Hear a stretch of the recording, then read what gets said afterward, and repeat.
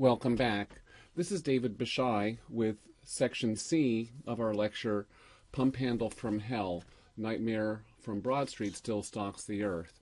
And in this section, we're going to make the point that the problems of public health, both simple and complex, have evolved over time. And although we no longer see issues like cholera, the questions of modern public health are still amenable to an approach that does require community engagement. What are our modern public health problems? Obviously, non-communicable diseases and injuries, and these emerge from lifestyle choices that are maintained in an environment by places that have social, economic, physical, and regulatory structures. These social environments create messages that we soak up about what to eat, drink, smoke, and wear.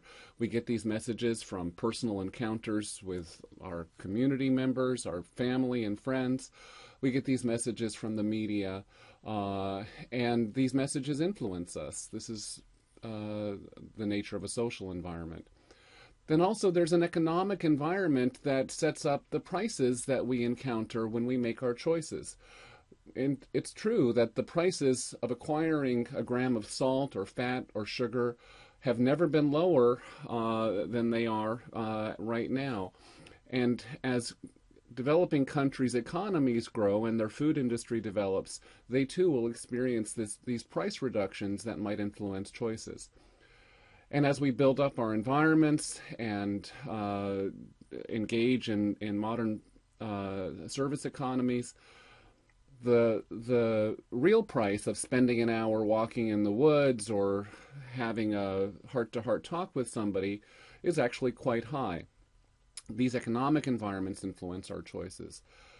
Finally, there's the built environment. The physical environment perpetuates non-communicable diseases and injuries. The way we've structured our roads and sidewalks, the nature of our houses and workplace, the construction of suburbs creates choices and spurs to choices, and this physical environment is an area for policymakers to deliberate and make changes.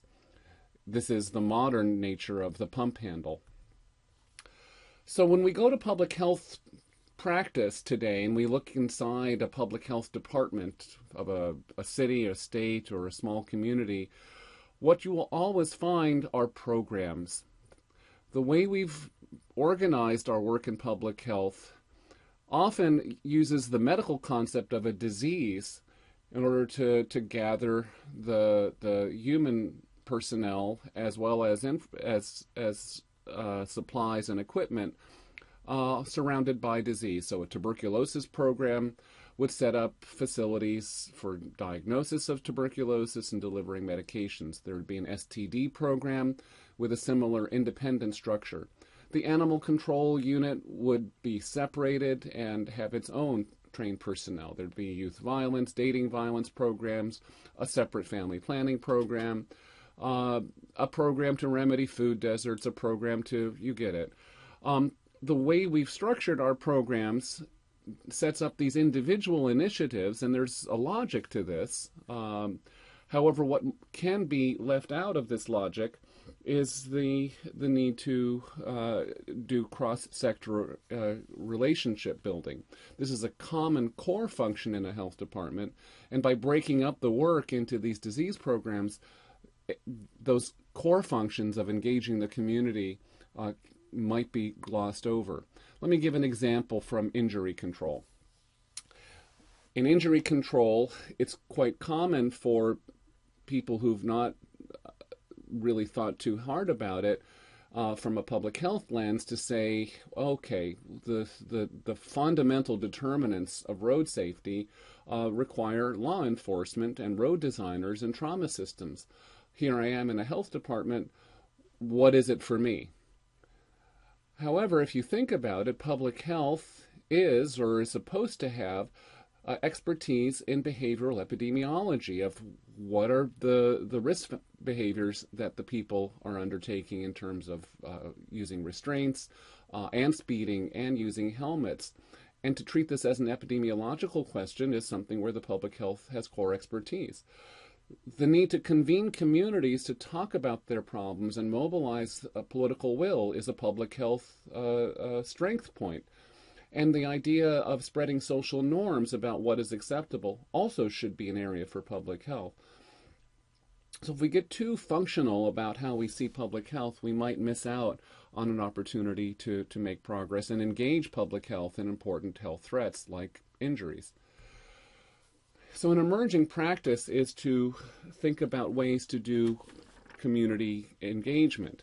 And here we would be sharing data on the burden and health disparities, developing that shared understanding of the genesis of the burden with the community.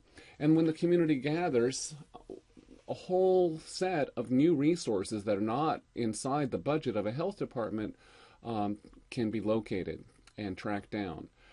For instance, one could, in the healthcare space, collaborate with accountable care organizations. These are specifically centered around hospitals who have decided to be accountable for the population health. And when health departments engage with these accountable care organizations, this practice is emerging and can create progress. Similar to accountable care organizations that are explicitly attached to hospitals are community health trusts, where philanthropy has gathered with local health non-governmental organizations in order to take initiatives related to public health. The important part of initiatives like this is to make sure that they are connected to the political sponsorship in the community as well as in city council and in the local city government. So this is the end of section C, and in the next section we'll try to wrap it up by this watchword called collaborative impact.